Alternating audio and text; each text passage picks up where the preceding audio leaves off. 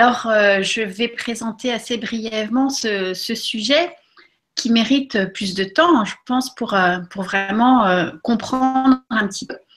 L'idée, c'est que effectivement, les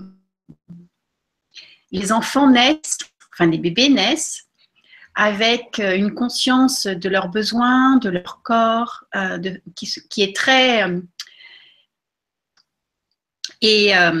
autant ils peuvent effectivement exprimer leurs besoins de sommeil, d'alimentation, leurs besoins de contact, leurs besoins de changement, leurs besoins de s'ouvrir au monde, etc. Et on y prête attention et les parents sont attentifs, etc. Autant les besoins d'élimination sont aussi présents. Ils sont aussi, comment dire, pour eux ils sont très connectés à cela, mais par contre, le parent, il n'est pas forcément informé de cela. Et du coup, en plus avec l'apparition des couches, eh bien, le parent ne voit absolument pas le rapport entre des signes que peut émettre le bébé et le fait qu'il va faire pipi ou caca. Et donc, du coup, premièrement, le parent, il n'arrive pas forcément à voir cela. Et deuxièmement, le bébé, au fur et à mesure, eh bien, il va se couper petit à petit de ces signaux, puisqu'en fait, le bébé va prioriser ce qui fonctionne, c'est-à-dire des signes pour dire qu'il a un besoin, et donc ça valide et ça renforce cette communication-là. Donc le fait d'exprimer un besoin et qu'en retour, il ne reçoit pas une réponse appropriée, au fur et à mesure, ça va s'émousser et le bébé ne va plus, comment dire, exprimer ce besoin. Mais il est là. Et donc, en fait, dans nos sociétés, le bébé se déconnecte de cela. Le parent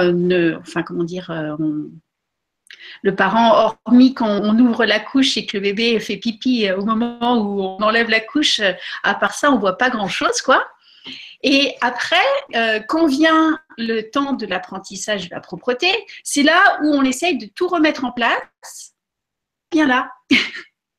Donc, en fait, le bébé, le bambin, du coup, va être obligé de retisser tout ça. Et le parent, il va être obligé de trouver plein de stratagèmes, de façons de faire pour amener le bébé à être continent. Donc, du coup, quand on voit ça sous cet angle-là, on se dit que c'est bien dommage de perdre tous ces mois pour réapprendre quelque chose qui était bien là. Et donc, l'hygiène naturelle infantile, elle est présente dans beaucoup de régions du monde. Dans nos sociétés, c'est pas très présent et il faut s'intéresser à cette approche un peu alternative, mais ça se pratique. Il y a des parents qui le font.